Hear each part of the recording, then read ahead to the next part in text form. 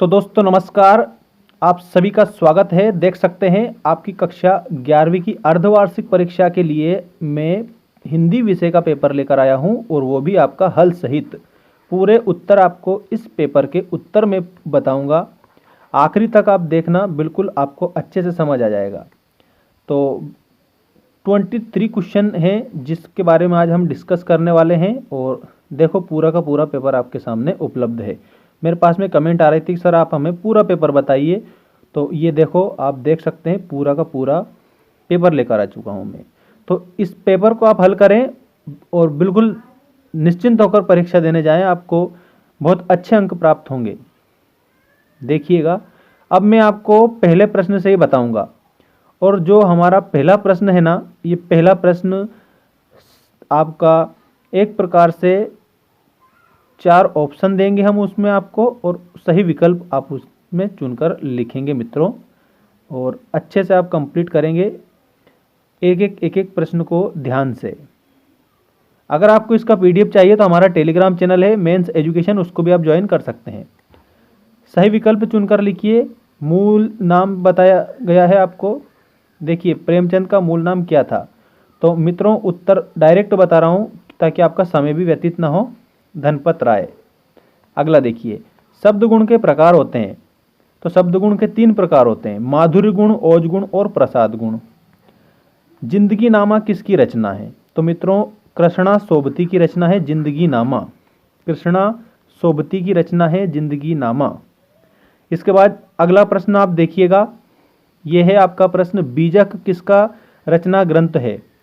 तो जो कबीरदास जी है ना, उनका रचना ग्रंथ है बीजक, जिसमें उनकी 3 रचनाएं आती है। एक तो आती है साखी, दूसरी आती है सबद, और उसके बाद में तीसरी आती है रमेनी।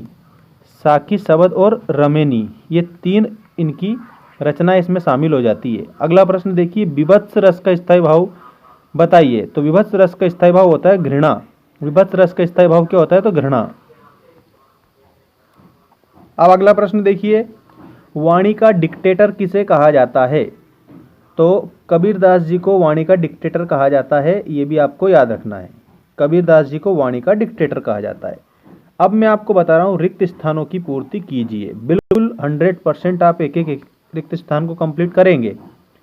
कबीर भक्ति काल की काव्य धारा के कवि हैं। तो देखो, 2 काव्य धारा चली थी, सगुण और निर्गुण। तो कबीरदास जी हैं निर्गुण काव्य धारा के कवि। अगला प्रश्न देखिए, मीरा की भाषा है। तो मीरा की भाषा में आप राजस्थानी याद रखेंगे। परमाल रासो किसकी रचना है? तो आप याद रखेंगे जगनिक की रचना है। ठीक है, जगनिक इसमें आप लिख देंगे। और इसके बाद देखिए, संचारी भावों की संख्या कितनी है? तो उत्तर में आप बताएंगे 33।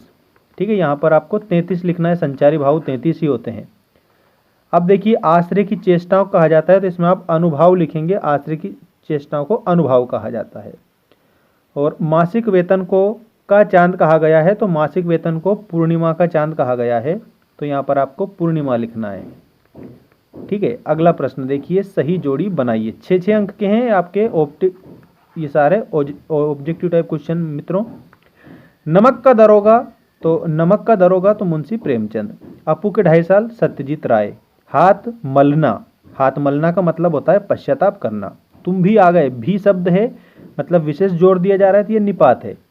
स्वर साम्राज्ञी। तो स्वर साम्राज्ञी लता मंगेशकर है। और घूमर नृत्य राजस्थान है। ठीक है, घूमर नृत्य राजस्थान है। अब मैं आपको बता रहा हूं, सत्य असत्य लिखिए। देखो मित्रों, सत्य असत्य आपके सामने है। पहला है, सदुक्कड़ी भाषा का प्रयोग कबीर ने किया। तो इसमें आप क्या लिखेंगे? बिल्कुल सही है, क्योंकि कबीरदास जी ने सदुक्कड़ी भाषा का प्रयोग किया था, जिस सदुक्कड़ी भाषा को पंचमेल खिचड़ी के नाम से भी जाना जाता है। कठोर वर्णों की आवृत्ति माधुर्य गुण में होती है, ये गलत है।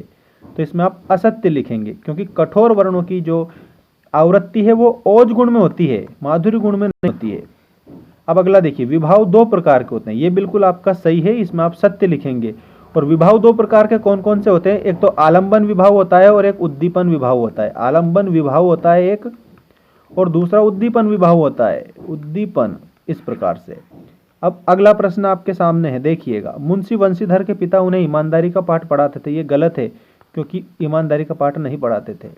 पाथेर पांचाली फिल्म के लेखक सत्यजीत राय हैं। ये बिल्कुल आपको क्या लिखना है? सत्य लिखना है। अगला प्रश्न देखिए, कोमल शब्द का विलोम कठोर होता है, ये भी आपका सही है, तो इसके आगे भी आपको सत्य लिखना है मित्रों। अब मैं आपको बता रहा हूँ, एक शब्द या एक वाक्य में उत्तर दीजिए। 6 अंक के ये आपके प्रश्न हैं, एक शब्द या एक वाक्य में उत्तर दीजिए। हिंदी साहित्य के प्रारंभिक काल का नाम बताइए। तो हिंदी साहित्य का जो प्रारंभिक काल है उस काल का नाम है आदिकाल। आप भी ऐसे याद रखेंगे कि हिंदी साहित्य का प्रारंभिक काल आदिकाल है। अगला देखिएगा, रीतिकाल की समय अवधि क्या है। तो सारे काल की जो समय अवधि है वो मैं आपको बता रहा हूँ, 1050 से लेकर के तो 1375 तक आपका आदिकाल रहेगा। ठीक है, आदिकाल के बाद में आपका आता है भक्ति काल, वो आपका रहता है 1375 से लेकर के तो 1700 ईस्वी तक। ठीक है, संवत 1700 तक, ऐसे याद रखना, संवत में है ये आचार्य रामचंद्र शुक्ल के अनुसार। इसके बाद में आपका रीतिकाल जो रहता है 1700 से लेकर के तो 1900 तक रहता है रीतिकाल, रीतिकाल। और उसके बाद में 1900 से लेकर के तो अब तक ये आधुनिक काल है आपका, आधुनिक काल। तो ये आपका काल विभाजन हो गया। सबसे पहले आदिकाल, जिसको वीरगाथा काल के नाम से भी जाना जाता है, और उसके बाद में भक्ति काल, ठीक है, जिसको स्वर्णकाल के नाम से भी जाना जाता है हिंदी साहित्य के। और भक्ति काल के बाद में रीतिकाल आता है, और रीतिकाल के बाद में आधुनिक काल आता है। और सन ये आपको दे ही रखें, तो इस प्रकार से सन भी आप कंप्लीट करेंगे। अब देखो और जो प्रश्न है ये मैं आपको बता रहा हूं। इसमें नानबाइयों का मसीहा किसे कहा जाता है। तो मियां नसीरुद्दीन आप इसमें लिखेंगे, मियां नसीरुद्दीन को नानबाइयों का मसीहा कहा जाता है। शैली की दृष्टि से काव्य के कितने भेद होते हैं। तो शैली की दृष्टि से काव्य के 2 भेद होते हैं।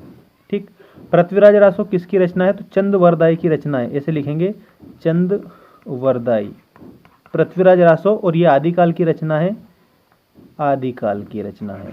अब अगला प्रश्न देखिए, आचार्य रामचंद्र शुक्ल ने हिंदी पद्य साहित्य के इतिहास को कितने कालों में विभाजित किया है। तो अभी मैंने बताया था 4 कालों में विभाजित किया है, तो आपको इस उत्तर में लिखेंगे 4 कालों में। ठीक है, ऐसे आप कंप्लीट करेंगे। और बाकी आप जो ये और जो प्रश्न दिए हैं, इन प्रश्नों को मैं स्क्रॉल कर रहा हूँ, तो धीरे धीरे आप इन सभी प्रश्नों के उत्तर भी कंप्लीट कर ही लेंगे। बिल्कुल 100% आपको पूरा का पूरा मैंने पेपर बता दिया है ये। तो अच्छे से आप इसे कंप्लीट करना।